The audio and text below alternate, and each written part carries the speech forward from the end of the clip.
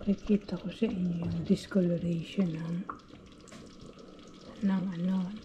stainless frying pan. Kita niyo yung mga kumikinang-ginang na yan. Yan ang mga inaalis. Ngayon, lalagyan ko siya ng tubig. Pakukuloan ko ng konti lang. Pakukuloan ko siya. Sasabay ko sa pagluluto ko ng apritada.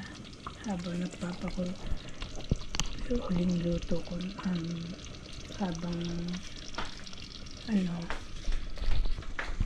naghahalo ako ng apritada. Pakukuloan ko yung tubig. Ayan. Ito na to. Haluin ko lang apritada. Ito na inis sa mga vlog ko. Pagluluto ng apritada ng baka. Ayan. Off ko na.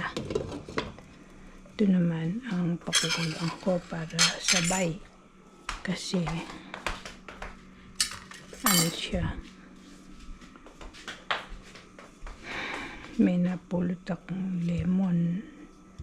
Alisin nyo lang yung bulok. Nakakaalis to ng mancha ng cooking pot. Kasi may studies ng Salad Master na ang distributing factors din yung cancerous yung mga discoloration ng cooking pot.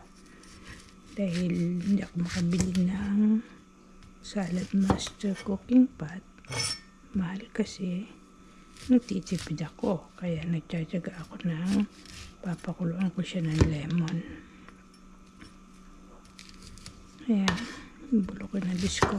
Ayan, ito iwain kong maliliit. Tsaka papakuluan. Kasi may natira naman akong mga katas ng lemon. Ilalagay ko sa freezer. Ang madalas ko kasing gamitin kalamansi. Ayan. Pwede kayo mag-gloves. Kasi acidic yan eh. Kaya lang maghuhugas naman ako ng kamay. Kaya, okay lang. Yan. Kahit yung mga napupulot yung lemon. Panglinis ng kaldero. Kawali na may discoloration. Para safe lagi. Babango pa yung kitchen nyo. Sa amoy nito. Pag nagsusub kayo, ang kailangan yung pwede nyo rin gamitin kung wala. Puro bulok yung lemon nyo. Hindi nyo naman huhugasan nyo rin naman. Maalis na yung sebo. Be sure to subscribe to watch my old and upcoming videos. Titikman ko yung aking apritada kung sakto ang lasa. Kailangan separate ang spoon para hindi mapanis.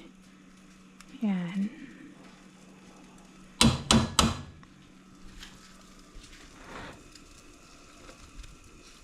Harap. May patata siya, may bell pepper, may carrots,